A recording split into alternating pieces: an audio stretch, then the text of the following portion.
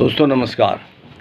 ये आज मैं 35वां एपिसोड आपके समक्ष प्रस्तुत कर रहा हूँ और विगत 34 एपिसोड्स में जो आपने मुझे अप्रिशिएट किया, जिसमें मेरे द्वारा जो मुठभेड़ें की गई, रिकवरी की गई, गिरफ्तारियाँ की गई, उस सब का ब्यौरा मैंने आपके समक्ष प्रस्तुत अब तक किया है। और उन जो अप्रिसिएशन आपने दिया व्यक्तिगत तौर पर आकर के और टेलीफोन के द्वारा, मेरे पास उसके लिए शब्द नहीं है कि मैं किस प्रकार से आपका शुक्रिया अदा करूं। आज ये 35वां एपिसोड जो मैं आपके समक्ष प्रस्तुत कर रहा हूं, यह है जनपद मुरादाबाद के मेरे पुलिस अधीक्षक नगर मैं वहां नियुक्त था तब की घटना के विषय में है। घटना 396 आईपीसी के अंतर्गत पंजीकृत हुई थी, जिसमें कि एक गांव में एक अलग सा ही मकान था। बड़े लोग थे, मेंथॉल का काम था, आम की बाग थी और रईस लोगों में उनकी जो है गांव के गिनती होती थी। उनके यहाँ घटना हुई, बदमाश आए, एक बुजुर्ग महिला की हत्या की और लूटपाट की और कई 4 लोगों को चोट भी आई। और उसके बाद एक घटना की इन्फॉर्मेशन मिलने के बाद मैं डॉग स्क्वाड और फॉरेंसिक टीम के साथ मेरे द्वारा घटनास्थल का निरीक्षण किया गया।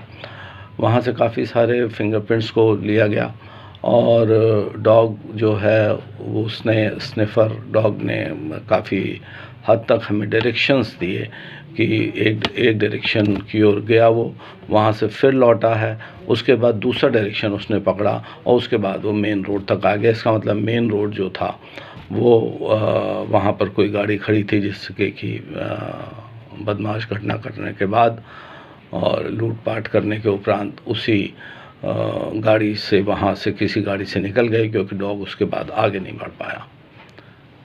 काफ़ी मुखबिरों को इसमें इन्वॉल्व किया गया, गांव में काफ़ी पूछताछ की गई। मेरे को जो पुलिस अधीक्षक मैं नगर वहाँ पर था, एसएसपी के द्वारा और आईजी जोन के द्वारा मेरे को निर्देश दिए गए कि इस घटना का खुलासा करी, क्योंकि एक चैलेंज था और बहुत ही संभ्रांत लोग थे जिनके यहाँ घटना घटित हुई थी। मैं उन फिंगरप्रिंट के सहारे कई ऐसे एक्यूज़ का मैंने छानबीन प्रारंभ करी जो कि विगत समय में जेल से छूट कर आए थे, परंतु उन फिंगरप्रिंट से किसी का मिलान नहीं हो पा रहा था। 17 फिंगरप्रिंट्स थे हमारे पास।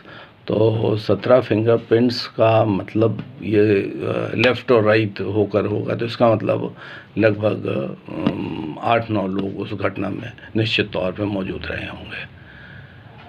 इसके बाद जो एक इन्फॉर्मेशन मेरे को दी कि सर एक व्यक्ति विशेष ने जेल की इन्फॉर्मेशन थी, इस तरह की बात किया है, वो इस क्रिमिनल पर्टिकुलर को और उसने इशारा किया है कि ये घटना जो है उसके द्वारा की गई है। मेरे द्वारा वहाँ रेड की गई, वो अपराधी जो था वहाँ पर मौजूद मिला और उसके जो पूछताछ की गई तो उसमें कोई बात निकल कर नहीं आई। फिर जहाँ पर थे वहीं पर पुनः आ गए और घटना का कोई भी जो है क्लू नहीं मिल रहा था। अंततः ये रहा कि मैं लगातार अपना पूरा समय उस टाइम में मैंने जो है इस घटना में दिया। अपने साथ 4 सब इंस्पेक्टर्स, एक डीएसपी और 8 सिपाहियों को रखा और वहाँ से जो बदमाश इत्यादि थे उनको उठाना शुरू किया। एक के बाद एक मैंने कहा कि यही स्टोरी चलाते हैं और कम से कम कुछ ना कुछ जो है इसमें बात निकल कर आगे बढ़ेगी। लगभग घटना के 8वें-9वें दिन एक अपराधी जो है वह सरेंडर हुआ दफ़ा 25 में। कोई ध्यान उस ओर नहीं गया, लेकिन मेरे इंस्पेक्टर ने कहा कि सर एक अपराधी जिसके ऊपर की 10,000 रुपये का इनाम था, वो सर जो है फला थाने से अरेस्ट हुआ है और वर्तमान में जेल पे हैं। 3/25 आर्म एक्ट का उसके विरुद्ध अभियोग पंजीकृत हुआ है। मैं जेल में गया उससे मिलने के लिए, कोर्ट से अनुमति लेने के उपरांत उससे मैंने बातचीत करी और बातचीत में बहुत से जो प्रश्न थे उनका जवाब कायदे से नहीं दे पाया। मैंने उसको बाहर निकलवाने के लिए माननीय अदालत से जो है निवेदन किया कि इसकी ज़मानत जल्दी हो जाए, दूसरे माध्यम से जैसा कि किया जाता है। उसके वकील को भी तोड़ा, उसके वकील को भी किया कि इसकी ज़मानत कराओ, इसको बाहर निकलवाओ। अंततः वह 1.5 महीने बाद जब वो बाहर निकला तब मैंने उसको जो है गिरफ्त में लिया और पूछताछ की। सबसे बात ये थी कि जब मैं जेल गया था और वहाँ पर जो है मैंने जेलर से चाय पिलाने के लिए कहा था, तो जेलर ने वहाँ पर जो चाय प्रस्तुत की थी तो 2 गिलास थे, वो भी बैठा था, उसको भी मैंने चाय ऑफ़र की कि तू भी चाय पी। वो चाय जो उसने पी थी उस गिलास को मैं बाद में संभाल कर ले आया था और अपने फॉरेंसिक जो ऑफिसर्स थे उनसे मैंने उसका जो फिंगरप्रिंट उसको मैच कराने का प्रयास किया। तो काफ़ी हद तक जो है, काफ़ी हद तक मुझे ऐसा लगा कि अब ये घटना खुल जाएगी, क्योंकि उसका जो दाहिने हाथ का फिंगर्स थी उनका मिलान उन जगह से हो रहा था जो कि दीवार, कुंडी पर और अलमारी के लॉकर पे थी। अंततः उसके बाहर निकलने के उपरांत जब मैंने उसे उठाया और पूछताछ कड़ाई से प्रारंभ की, तब इस घटना का खुलासा हुआ। मेरी टीम ने उसमें संबंधित जितने 9 लोग थे सबको एक एक करके गिरफ्तार किया और सारा माल हमने बरामद किया।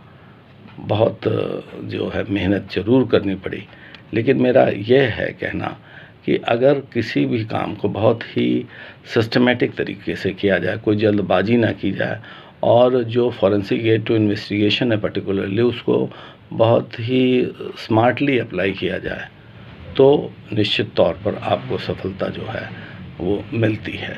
और यही कारण है कि उस घटना में हमने सबको गिरफ्तार किया।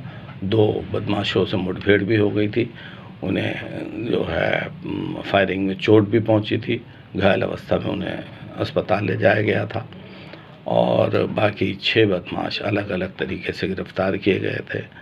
कोई माल डिस्पोज ऑफ नहीं कर पाए थे क्योंकि ज्वेलरी काफ़ी थी और उनका बंटवारा आपस में हो नहीं पा रहा था, तो ज्वेलरी भी सारी बरामद हुई, कैश बरामद हुआ और निश्चित तौर पे जिस महिला की जान चली गई थी वह तो बहुत ही दुखद पहलू था, लेकिन जो वादी मुकदमा थे उन्होंने बहुत ज़्यादा अप्रिशिएट किया और हमारी पूरी टीम को उनके द्वारा अभिनंदन किया गया और एक स्वागत समारोह रखा गया।